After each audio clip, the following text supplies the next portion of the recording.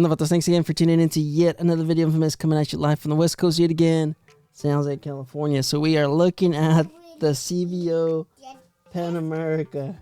Anyways, let's get into it. Who was asking for this? I really don't know who was asking for a Pan America CVO. I don't think anybody was, but after looking at the pricing, I think it kind of makes sense. All right, when I first heard of this, I thought this was going to retail at $38,000, $40,000 CVO. So you're expecting it to have the CVO price, but it's far from that.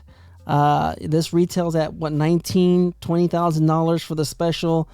Considering what you see here, what you see with the CVO and what they're offering, $28,300 CVO. I think it's all right. I mean, I really don't know much about them. I've test ridden this maybe about 3 or 4 times. I really like the way it handles. It doesn't sound that great, but every time I've test ridden them, I think only once I've had the Screaming Eagle exhaust. So I really don't know. I mean, you guys can let me know in the comments. Are you guys interested in a Pan America CVO? I know you have a lot of great options out there as far as adventure riding.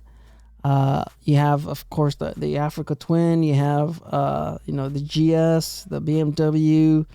You also have the Ducati. I mean, there's just so many bikes out there, that you could potentially get at, half the price. I don't know. You guys can let me know in the comments. I really don't know, but only one color option, which is the CVO.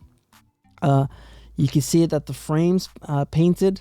Well, not really the frame, just, the engine guard and the rear, the rear structural of the bike. These are painted in the legendary orange. So this is the CVO anniversary, but it's the 25th CVO anniversary when they first started. We first started seeing CVO models 25 years ago. So this is the CVO anniversary. And we can see, I don't know if this is really carbon fiber pieces. Maybe they're just decals or stickers or whatever. But, I mean, they have a little bit of carbon fiber pieces here and there, of course. This also ships with luggage. I don't know how much this goes for, and the catalog. But, like I said, you also have, of course, the additional lighting. Just little features here and there. I don't know if it's worth the extra $8,000. I don't know how much this costs. I don't know, but I mean, it's nice that you have the lighting, everything included, everything that you would probably want, right? Everything's included. I'm just surprised it didn't throw a Screaming Eagle exhaust in this thing for the $28,000. They should have at least, included the exhaust. They have it. They have the exhaust. I don't know. These are just the little things that Harley does. I mean, it's a CVO. Come on, throw a Screaming Eagle in it.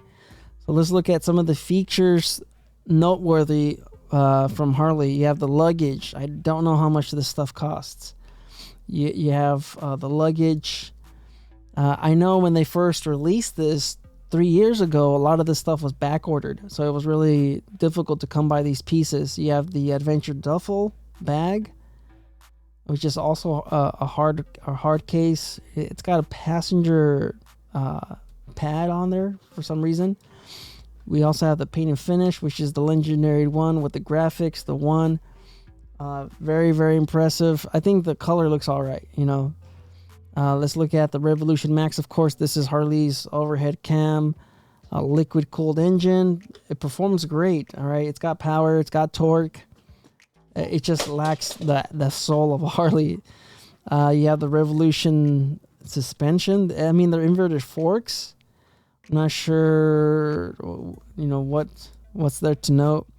Yeah, of course, you have the adapter ride height. This is something that most of the other manufacturers don't have. When you come down to a stop, the seat actually lowers. So if you're a shorter rider like myself, 5'7", you could almost flat foot this thing. Like I said, I test ridden it a couple of times. You still need a different seat. So I don't know if they're going to be offering 3 different seats, which is the high, medium, and the low seat. I'm not sure if they're going to be offering that, but Even at my height, you would have to ride it with the low seat, with the reach seat. So I wonder if they're going to be offering those 3 options. You also have the Daymaker signature adaptive headlamp. I'm not sure why they're showcasing the auxiliary or the fog lamp. You also have passing lights on there too, which they're amber, pretty neat. I wonder if it still has turn signals. Real quick, let's look at it. I guess those are probably your turn signals. These ones down there, I'm not sure. But of course, LED. Finally, you know, Harley's delivering on the LED. You have the Screaming Eagle quick shifter. This is new to me. I'm not sure what this is. Let's look at rider safety enhancements. Of course, you're going to have a lot of rider safety. You have a lot of rider assists because it's got all the technology. You have the ride modes. That's nothing new. And then you have the infotainment system. A 7-inch. Is that a little bit bigger from last year? Not entirely sure. But, of course, I believe, yeah, TFT display. Let's look at the performance real quick. 150 horsepower, same performance, same everything. Yeah, so the performance in the engine, they haven't done anything. They should have included Screaming Eagle components, but they didn't do anything. $28,000. Rider assists, there seems to be, yeah, you have the enhanced lift, which is probably the rider adaptive wheel lift. I'm not sure what this stuff is. I don't look into adventure riding bikes or anything like that. Like I said, I've just test ridden this quite a few times, but you know, I don't really look into this stuff. Yeah, let's look at the seat height real quick. I'm pretty sure it's gonna be somewhere in the 30s. Where is it? Yeah, there it is. Okay, so it's 30-inch. Okay, so when it's in the low position, it's 30-inch. When it's in the high position, when you're riding, once you start picking up speed, the suspension actually picks up, and it's about an inch difference. So in case you're wondering, 30-inch. I wonder what it is with the low seat, with the reach seat. Sorry, but hey, you guys can let me know in the comments. What do you guys think? Is this something that, you know, Harley should have added to the adventure riding? I really don't know what the other guys have to offer. In all honesty, I think overall the other ones are a little bit better. But life's a risk. Get out there and ride. Later.